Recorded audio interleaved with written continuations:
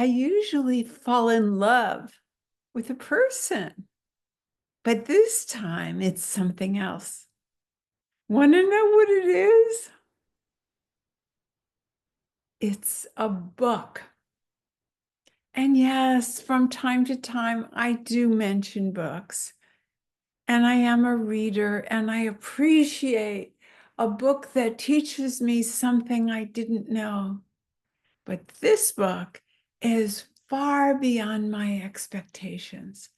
And it has that added heart piece where the origin of where I heard of it is from my mentor and friend, Sara Connell. Do you have that sometimes where you associate either a piece of clothing or a book from where it came, and then it's even more special? I have that a lot. So the book is called Inner Excellence, and it's by a man named Jim Murphy. And there's so much I could talk to you about that has moved me and excited me and actually broken me open from this book. But I'm just going to start on a little piece today. And I'm going to read to you a little bit. Put my glasses on here. If you search your heart beyond the desire for any measure of success, you'll discover, I believe, that what you really want is to feel truly alive. Now, we could just stop right there because I don't think I could describe what, in words, what it means to be truly alive to me. And yet there are times that I feel truly alive. What about you? Let's stop there for a second. Is it when you're with a person? Is it when you're doing something? I do know people who don't have to do anything but just walk in nature and they feel truly alive. And is truly alive a connection to the oneness? Or is it when you, as a separate person, have dropped out and you aren't self-conscious and you're not self-absorbed? Or is it when you're very fulfilled? You're playing sports, you're playing pickleball and you hit the shot, or you found the word as a writer, or you've spoken the word. For me, often it's about connection with people. And usually that connection is very similar to what people describe as love, because the two of us, if it's that kind of moment of true aliveness, we've let go our defenses. So you might even shut this off, this video right now, and take a moment and contemplate, what is it in life, or what are the things in life that make you or help you know you are truly alive? And did you notice I put that word know? Because we are alive. So what deadens us? That could be another contemplation. But let me go on and read a little more to where I was going to take you. So beyond the desire for any measure of success, you'll discover, I believe, that what you really want is to feel truly alive, filled with vitality, purpose, and meaning. And then he says, at dash, absolute fullness of life. Now that expression stopped me in my tracks. Why? I never thought of the word fullness with life. I thought of fullness in my tummy. I never used the word, but I get full of connection. I mentioned before in a positive, but sometimes my personality, not the spirit oneness self that doesn't have actual preferences, but is just alive, that part needs to get away from people. So I feel full of too much socialness or too much conversation. So the same thing that makes me fully connected can make me too full. But can we be too full of life? What do you think? Is that possible? Because being alive is its own thing. It's not more and less. That's the personality. That's the body that's more or less healthy. The personality is effective or not effective. But aliveness is just aliveness. So maybe all we need to do is tap into that essentialness, that essence that doesn't change. It's only the temporary world where there's success and failure. And if you follow this book, there really are great chapters even about how to take failure, that basically there is no such thing as failure.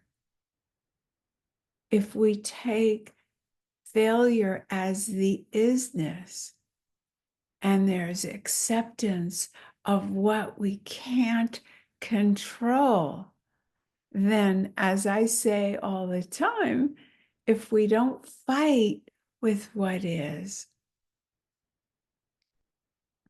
it's a whole new ball game, right? There's so much here, right? I don't want to even keep on talking.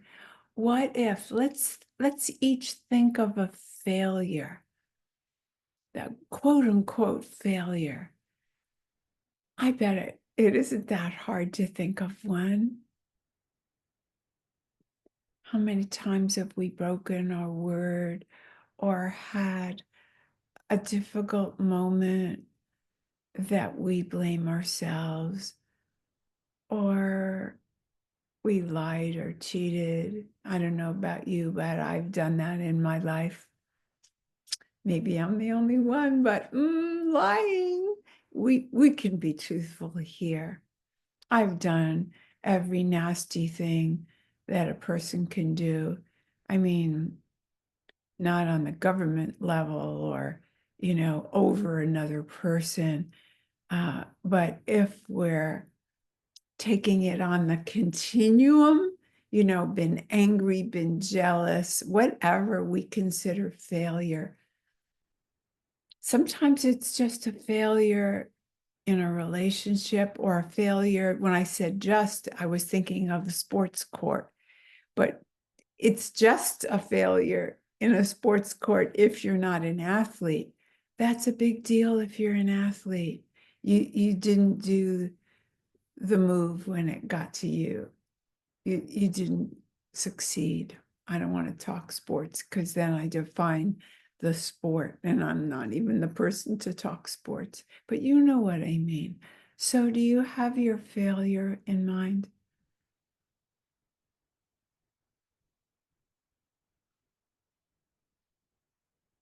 I'm thinking way back to something I don't even understand why I did it.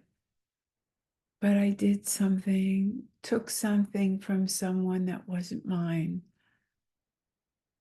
And I really didn't have a need for it. It was some kind of distorted unworthiness.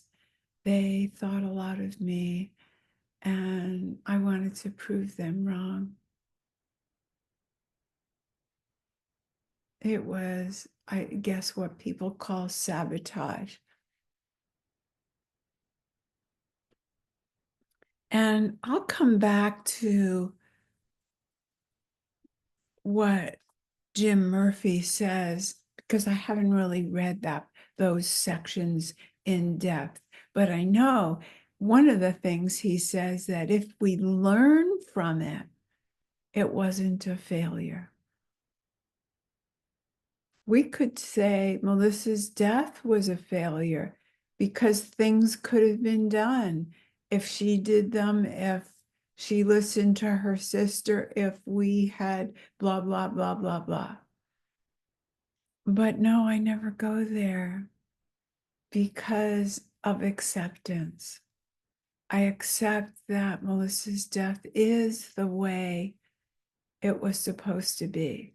So if we blame ourselves for the way things turned out when things were out of our control,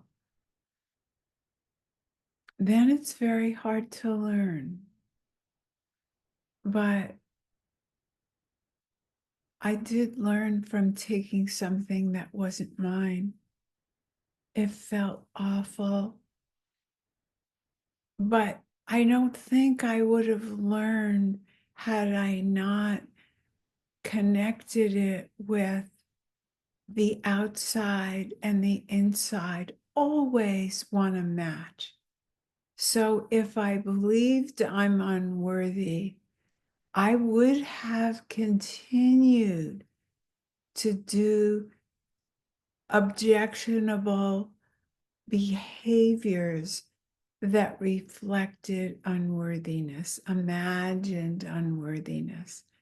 But I didn't change, my belief changed. So it's not thoughts or feelings that hurt us, it's our belief in them.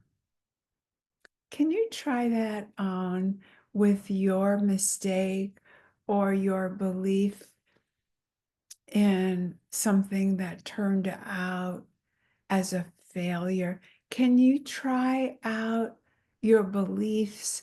And if you changed your beliefs, would that change anything? At least look at what your beliefs were. And are they the same now? I would love to hear from you. If you decide to buy this book, let's chat about the lines. Just send me a line from the book that impressed you, and I'll share some more because the book is life-changing. And I've already started on a new trajectory. I've changed the nature of my next book, and he has stopped me on my tracks, in my tracks, with a completely new perspective, but I'm not ready to tell you about it yet. So you'll have to tune in because I've got to get it all more lived. Now it's an idea in my head, but it's also in my heart. And so let's connect.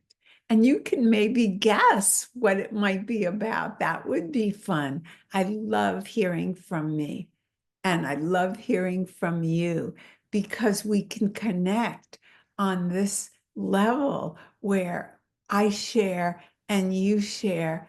And I'm kind of surprised sometimes with what comes out of my mouth because it's not planned.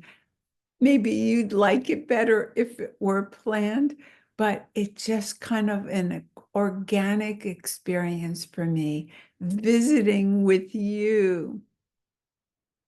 So bye for